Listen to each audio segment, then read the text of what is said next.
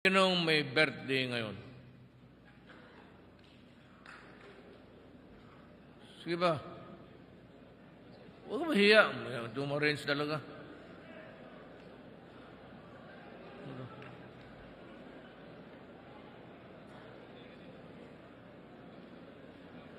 Sino pa dito?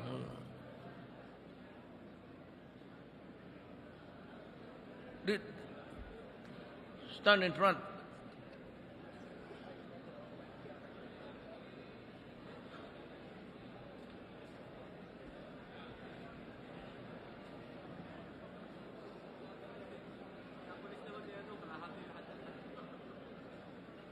Sigurado, narinig ninyo, birthday, January na ngayon ha, hindi December.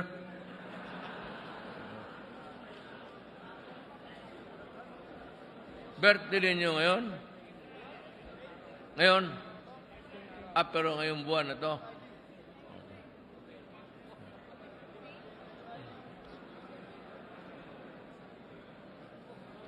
Today lang, sir. Sir, today lang, sir, or January? Today Bilang. lang, sir. Bilangin mo. Today lang, sir. Ngayong araw lang, sir. Ito yung may araw na ito. Pero yung...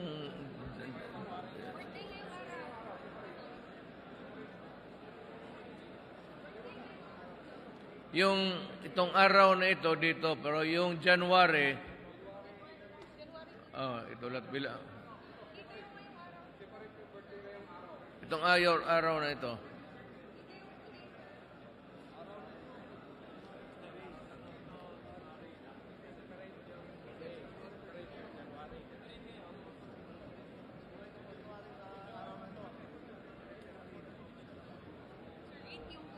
Bakit yung nag-birthday ngayon, mga gwapo, yung kayo hindi masyado?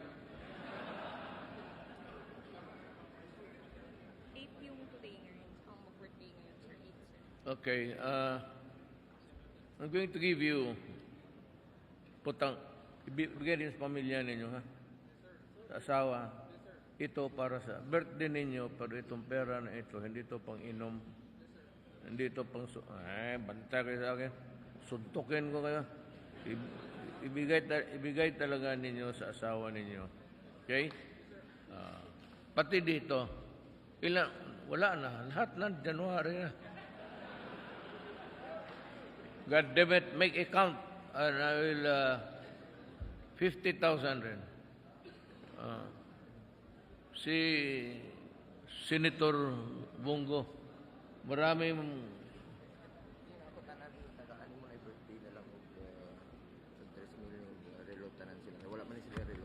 Kani? Nag-andam na lang. 3,000 plus relo. Each na birthday ko lang. Daghan man sila. Yung birthday ngayon, Lahat, kaya na ito. Sina? Yes, sir. Pero, ihambol yung 50,000. I'll give you 50,000 each. Ito, ibigay ko lang sa inyo para may mandala kayo. Birthday gift ko sa inyo.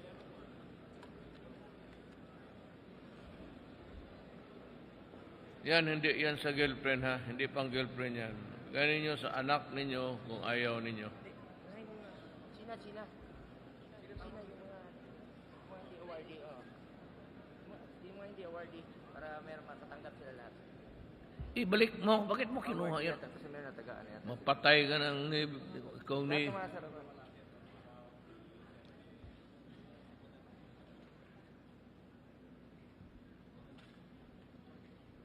Advance lang yan, advance.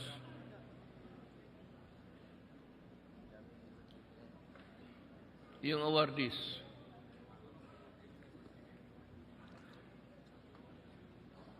Okay, ganito na lang.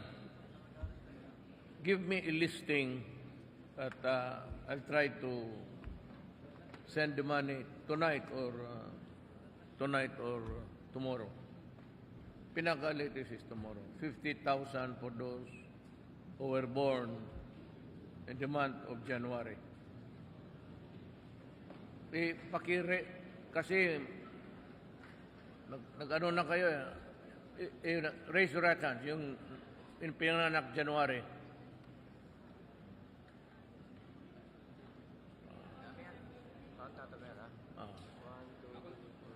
Count mo na lang man para kuha ng lista. Si Mark na lang para malaman natin. You raise your right hands. Para ikaw, si Mark. Wala itong speech. Sige kay kineng. Wala yan. Speech na niya. I-gift na lang natin. Subuti pa. I'll send you the 50,000 by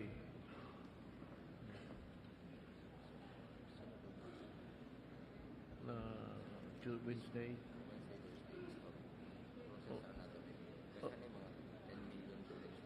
Okay. The latest will be Wednesday.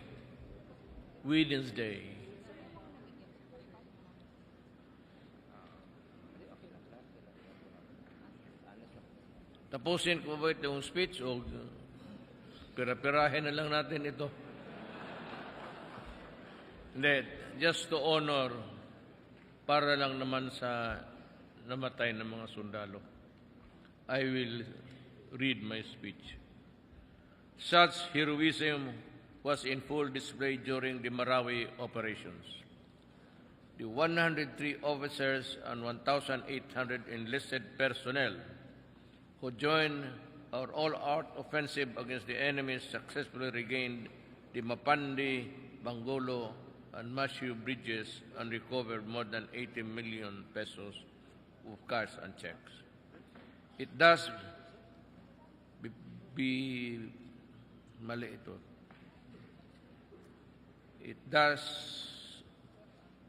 that we confer the Order of Lapu-Lapu with the rank of Kampilan and Kamagi to our valiant soldiers of liberating Marawi from the lawless elements.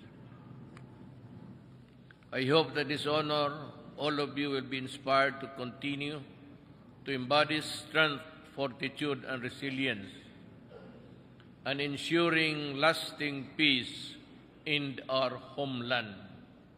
Once again, I salute you.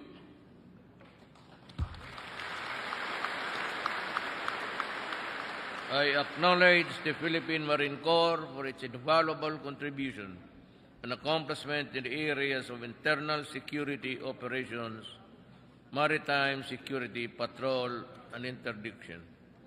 I urge you to continue working with this administration not only in promotion of peace and order, but also humanitarian and disaster response in times of natural and man-made disaster. To our Marines, I assure you that this administration will continue to boost the morale, efficiency, and the responsiveness of our uniformed personnel through modernization, capacity building, and other meritorious initiatives.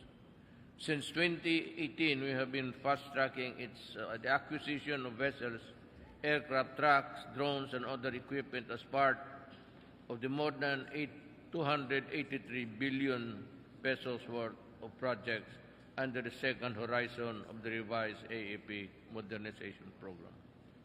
We hope that by 2020, we would have capacitated the Marine Corps with the light armor system upgrade, squad rocket launchers, and force protection equipment in order to keep our forces at par with their foreign correspondents. I am also proud to announce that I will be handing the Glock pistols, Rock Island caliber 45, 50 caliber sniper rifles, and 5W VHF handheld radios and repeater systems in your operating units. It is my hope that through this advanced weaponry, you may efficiently protect our democratic institutions and uphold the rule of law. Together, let us safeguard our communities in pursuit of a more peaceful and secure nation. Umaasa talaga ako sa iyo. Not for me. I am not asking any loyalty. All of us, we remain loyal to the flag. And we should, under that flag is the written Constitution. We will follow the Constitution. And hindi tayo do not believe in itong mga revolutionary government. yan, an extreme na kung talaga ang Pilipino wala ng pag-asa. At kung may pag-asa pa, may kunting, there's a light at the end of the tunnel, we would continue to observe obedience to the Constitution. Ako naman, sabi ko, lalo na yung nasugatan, do not be afraid. I will take care of you. And I will leave you, kung matapos na yan, yung lupa nila ninyo na malaki, hindi naman ninyo kailangan ganung kalaking lupa eh. So, Dominguez, by the way, yung ating Secretary of Finance, ang father-in-law niyan si Andros Airbase. Kaya he knows also ano ang sentimento ng sundalo. Kukunin namin ng malaking parte dyan. Ibigay namin sa inyo. Gusto ko idiretso sa inyo, pero si Dominguez, ang Secretary of Finance, ayaw niya. Gusto niya na mag-create ng extension sa GSIS. Tapos doon ilagay yung pera para yun ang operate. Billion yan. If you let it on lease, billion yan. It will give you money. Ano po. At malaman ninyo na ang Viluna, it's 50 million a month. Ang AFP, 50 million a month. Kaya wala talaga kayong sa pagkukulang ng medisina. Kasi nung right after Marawi, nagbigay ako kay Macario 500 million just to ayawan ko kung alam ninyo yan. Dapat malaman ninyo. Yung 500 million, yun yung to take care of the soldiers after the Marawi. Kung naglagay ako ng pera dyan. Kung gusto niyo kung malaman na gano'n. By the way, ang model kagabi ito nangyari. Di ba kasama tayo sa command conference? Hindi ko napuna eh. Ito napuna ng mga intelligence na yung radar, yung sa traffic, 950,000. Close to 1 million. Hindi natin nakita. Nandoon yung, but akala ko, yun yung the whole of the, yung paglagay ng 150. Police talaga. Yung, akala ko yun yung the whole gamot of, yung pala isa. So, tawag yung intelligence. Kasi ako sa Davao, nagbili ako ng speed gun. Si Inday. Siya nagbili, 10,000 lang ang isa. So, yung command conference natin, tangin. Kaya tinawagan ko si Secretary Anyo. Sabi ko, do not allow the police to procure. Ang opisina muna ang mag-procure. Marami namang general dyan nag-retire na mga... Okay. They are not anymore. Tinanggal ko talaga. Paski clip. Nakang putang ng corruption. Hindi mo. Na ibigay mo doon sa pulis na ano. Yung gano'n yung mag-overspeeding ka, meron sa Davao niya 10,000 lang. 915. Kaya galit ako kagabi, tinawagan ko si John Anyo, sabi ko, tanggalin mo yung procurement. Hindi na makaprocure ang polis. Si Anyo na ang magbili para sa inyo. May minsan gano'n. Pero mahal ko ang pulis. Ang problema, may mga ugok talaga dyan. I may be wrong, but certainly 950 million for just one radar traffic. Bullshit. Kaya tinawagan ko siya. Sabi ko, tanggalin mo yan. Tanggalin mo yung procurement dyan sa police. Hindi na sila makabili baski-clip. Ako, baski anong hingiin ninyo, basta legal lang, ibibigay ko. Walang problema yan. Yung hiningi lahat ni Secretary Lorenzana para sa iyo. You know, Secretary Lorenzana was just Colonel ka na ba? Light Colonel ka na? Matagal ko na itong kilala si Delfino. Siya yung nagdala ng Scout Ranger sa 2nd Regiment sa Davao. Tagal lang kaming kilala. Kaya nung nasa Amerika siya, nag-retire na, sabi ko, bumalik ka dito. Wala kayong problema sa akin. If it's legal, there is really no problem at all. At saka huwag kayong matakot na may pera kayo. Kaya nga ako galit eh. Kung I said I may be wrong, pero certainly 950,000 radar is just stupid because yung sa Davao 10,000 lang. So, ako pag may pera, bigay ko sa iyo lahat. Walang problema. I take care of my soldiers. I love my soldiers because ito sabi ko sa nila, bakit dinoble ko yung sweldo? May critics. May some congressman. Sabi ko, alam ba ninyo na ginagawa talaga ninyong boy ang sundalo pati pulis? Kung may landslide, sila ang maghukay.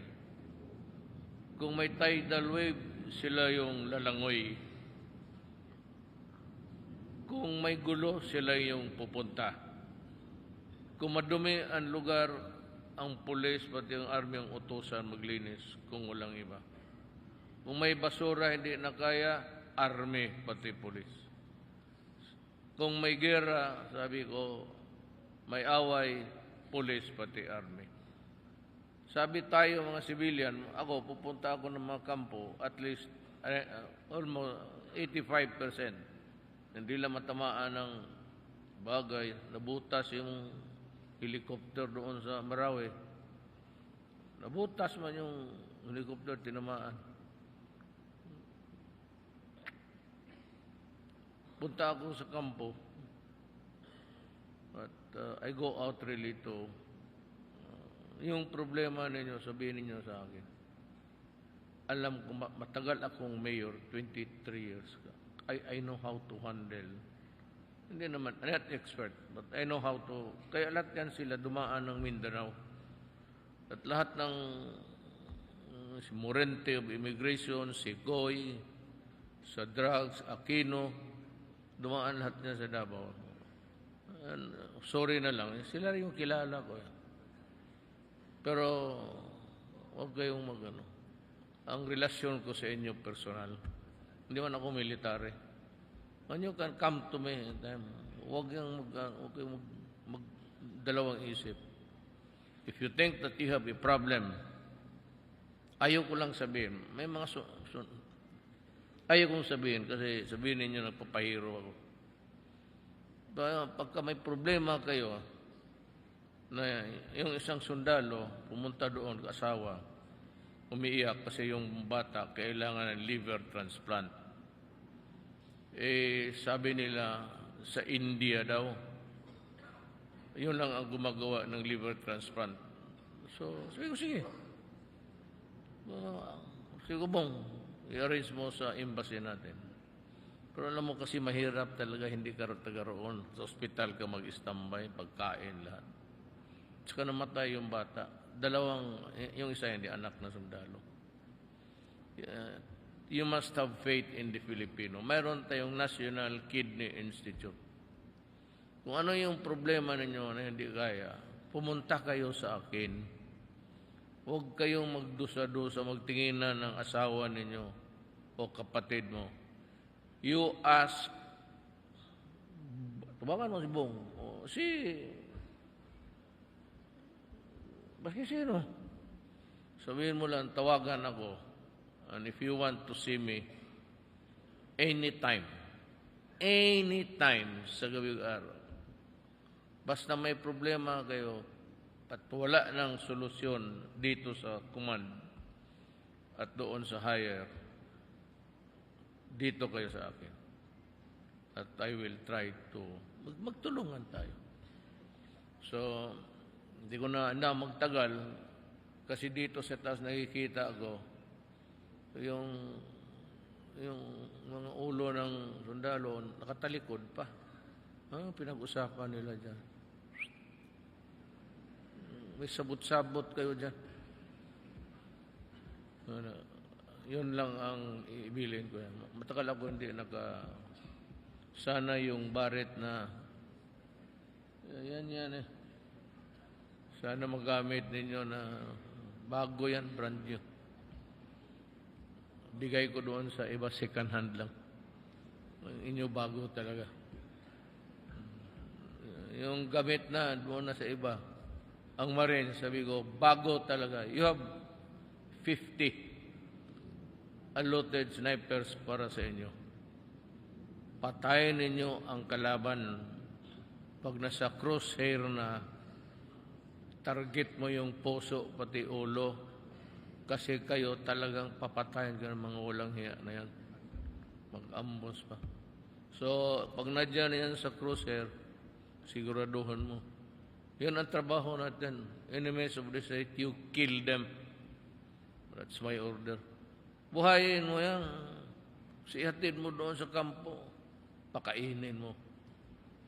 Tapos, pagdating sa korte, i-dismiss yung kaso. Putang yan. Kaya yan ang trabaho niyan. Yun lang kung makipag-away.